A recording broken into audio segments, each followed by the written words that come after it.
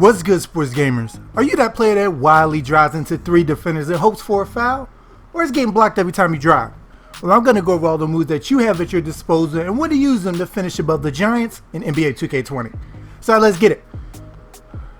I'll start this off by saying you're going to have to hold off on the sprinting this year until it's necessary to perform a move or dunk on people. It not only benefits you and your player's stamina, but gives you more time to see where you can go and what the defenders are doing. Alright, so first off, we're going to go over the normal layup. To do so, you simply aim the right stick up on the controller while driving and your ball handler will go for a straight layup. You want to use this the most when you have a clear lane and you just need to get the ball up. Harden here gets a quick 2 steps and lays it up before Horford could get over and properly react. Sometimes all the extra stuff actually hurts your chances of scoring. Next up is the floater / runner.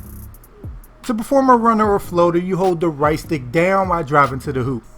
This move is useful when you're driving to the paint and there's a big man stationed down there already, ready to swat your shot into the 10th row, as the arc of the shot will sail right over the defender's head if they try and block it. This is always the easiest to commit to muscle memory if you're using a non-dunker, as when you see a big station down low and you got the space, I automatically go to this. Next up is the reverse layup. To do a reverse, you want to drive baseline, and while driving you aim the right stick behind you. So when you're driving right, aim right, and when you're coming from the left, aim it left. When coming from the sides, this move is extremely useful as it throws off the big man's timing as he tries to block your shot.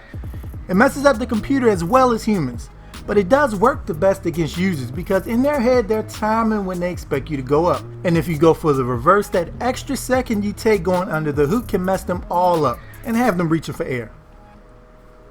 Dame has Porzingis all on his back on his drive, but because I did a reverse, you see it messes up his timing and he ultimately is out of reach as his hand comes down well before I let the ball go.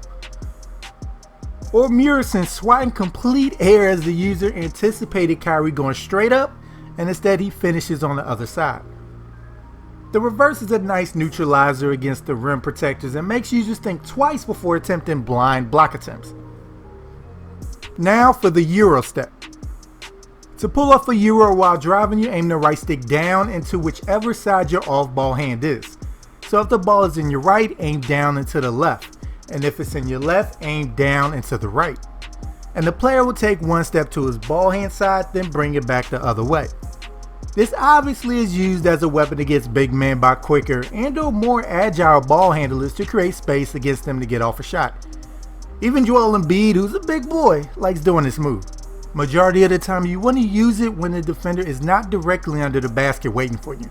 So he'll be more to the side so there's a clear destination for you to get to.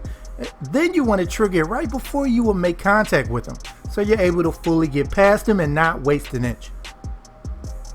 You see we got Dame sandwiched between his defender and his 7'7" big man, but with the hoop being wide open.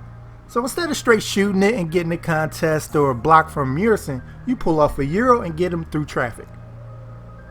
Same look here with Dame sandwiched between 2 guys and a Euro splits them for an easy score. And of course we got James Harden out here taking advantage of poor Ben Simmons pretty badly. And another way I like to use it is to throw off trailing defenders' timing as they try to get a chase down block. If my ball handler fakes the way they think I'm going, then completely whiffs as I come back the other way. Now for cradle layups. To do a cradle layup, you aim the right stick down into the side of your ball hand. So if it's in the right hand, you aim down into the right. And if it's in your left, aim down into your left. This and the Euro are easy to remember because all you're doing is aiming the opposite way to do each move. The cradle is best used to protect the ball when driving and you need to get by a help defender and to protect yourself from steals from the on-ball defender and anybody else. And as we all know, this is a LeBron James special. Here's Kyrie going bravely at Rafe LaFrentz with a cradle layup and ends up getting a foul. Dave DeBusschere cradling it up. You see how the help defender comes over? But because I cradled it, I made it to the basket with the ball and ended up scoring. You don't want to use it when you have tons of space and somebody is at the rim waiting, as better moves are served then. But the cradle has a very specific and effective purpose. For dunking, it's simple. To do a 2-hand dunk while driving, hold the right trigger and aim the right stick up. To perform a dominant or offhand dunk while driving, aim the right stick up and to the left or up and to the right, away from wherever the defenders are, so to lessen the chance of it getting blocked. And to do a flashy dunk while driving, hold the right stick down. You mainly want to bring this one out on fast breaks. Now let's go over the hop gather. To perform a hop gather while driving, hold the right trigger and aim the right stick down and to the left or down and to the right to direct where your hop ends up.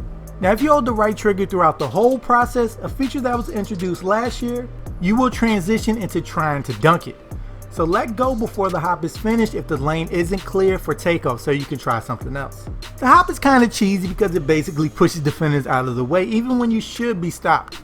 The only thing is you can't get a shot off instantly, you're kind of stuck because you can't move. But the hop is the easiest way to get yourself good positioning inside the score if your player is badged up to handle the contact.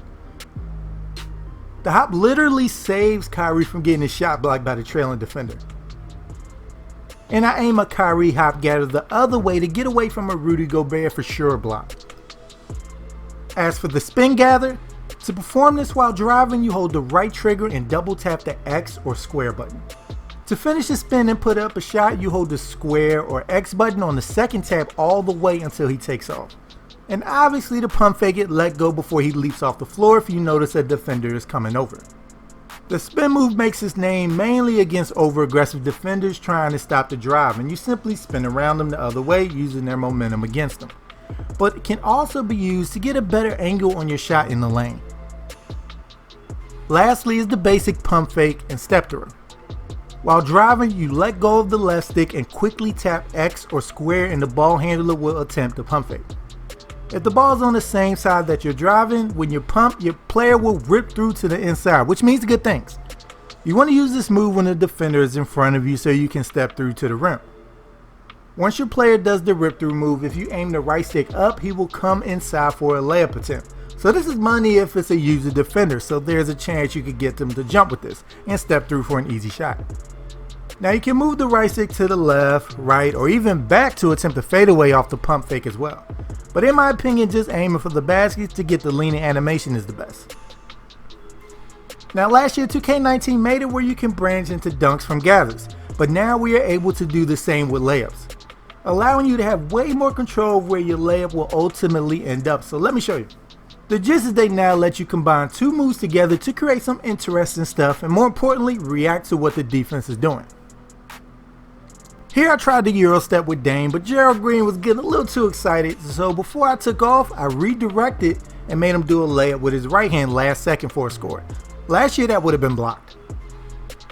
Now this is another way they take care of two defenders. I attempt the Euro step to get by Davis, then bring it back to the left to still keep it away from the defender who was guarding me. I really enjoyed doing stuff like this here.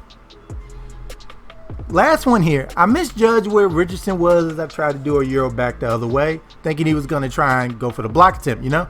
But once I noticed he was in front of me, simply laid it back the other way. It's funny, it almost looks like I did it on purpose because the failed Euro pushes him out the way ultimately.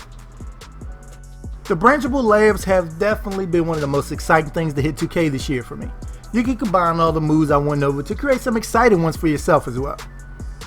But of course, you're not going to get wide open or minimal contested layups or dunks every time, so your ratings and badges are going to come into play heavily and will largely be the reason you succeed or fail in the paint. You might not want to get wild with a Trey Burke or a similar my player with no finishing badges, but Kyrie Irving with his numerous ones, and if you know when the best time to use each move is, you will be unstoppable in the paint. I know Kyrie has been a beast for me lately because he has the badge that doesn't hurt you as much when you poorly time a layup, as I've been unable to green my layups for a couple of days, I can't lie. But with that, I hope I was able to cover the basics for you guys, and stay tuned for more advanced videos on finishing in the paint on the channel. So be on the lookout for that, and make sure to subscribe to the channel if you haven't, and once you're with us, hit that bell icon at the bottom so you don't miss anything we put out. I'm Chris, thank y'all for watching, and be good y'all.